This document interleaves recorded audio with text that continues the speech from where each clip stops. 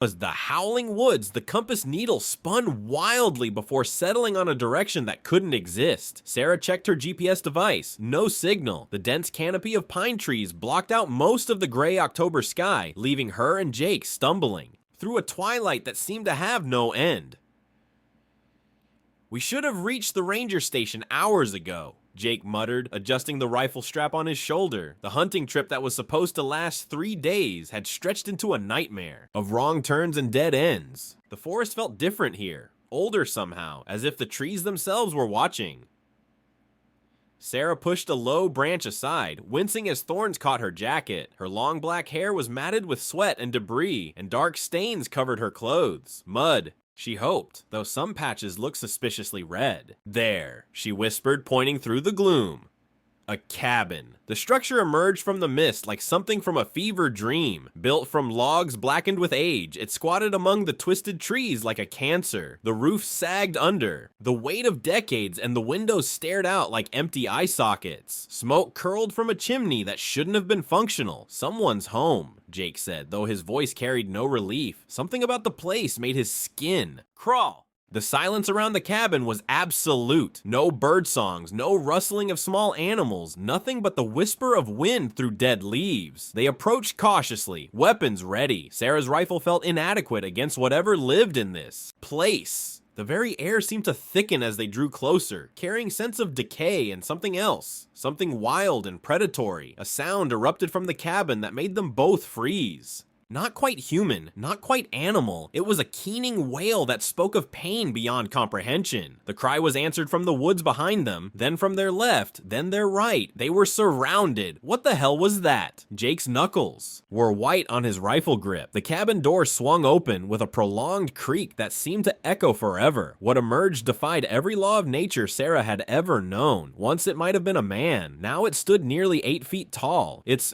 body a grotesque fusion of human and beast. Coarse hair covered most of its form, but patches of pale skin showed through, scarred and pocked with wounds that never healed. Its face was the worst part, human features stretched and distorted, with yellow eyes that held a terrible intelligence. It clutched a massive axe in hands that ended in claws, the blade dark with stains that were definitely not rust.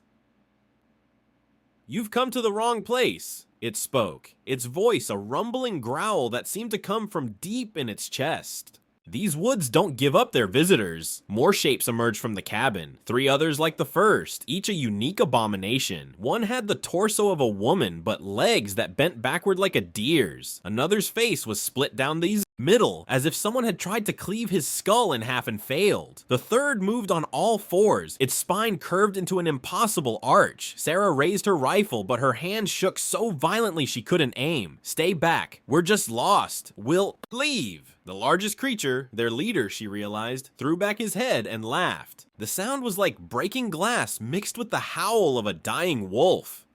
"Leave? Oh my dear, no one leaves Howling Woods. But don't worry, you won't want to after we're done with you." Jake fired first, the shot echoing through the forest like thunder. The bullet struck the leader in the shoulder, spinning him around but not dropping him. Black blood oozed from the wound, but he straightened up with a grin that revealed teeth filed to points.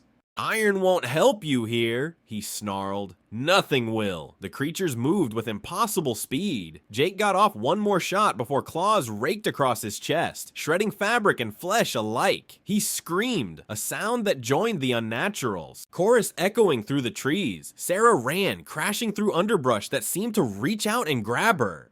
Behind her, Jake's screams cut off abruptly, replaced by wet, tearing sounds that her mind refused to process. She didn't look back. The forest had become a maze of shadows and whispers. Every tree looked the same. Every path led nowhere. The creature's howls followed her, sometimes distant, sometimes so close she could feel their breath on her neck. But when she spun around, nothing was there, only darkness and the echo of her own panicked breathing. She stumbled into a clearing, where the moonlight actually penetrated the canopy. In the center stood a circle of stones, each carved with symbols that hurt to look at. The grass within the circle was dead, forming perfect geometric patterns that pulsed with their own malevolent energy. "Welcome to our temple," a voice said.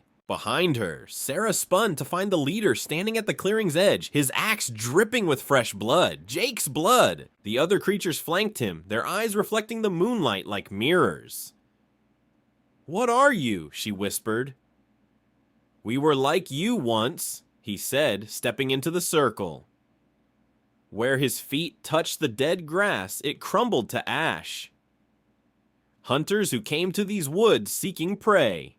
But the woods were hungry, and we fed it well. In return, it gave us gifts. The transformation had been gradual, he explained, his voice taking on an almost hypnotic quality. First came the strength, the ability to track any prey across any terrain. Then the changes began, subtle at first, then more pronounced. Their humanity slowly stripped away, replaced by something older, something that belonged to the deep forest. The woods need guardians, he continued, raising the axe, and guardians need sustenance. Sarah tried to run again, but her legs wouldn't obey. The symbols on the stones were glowing now, casting writhing shadows that seemed to have lives of their own. She felt something changing inside her, a hunger that wasn't entirely her own.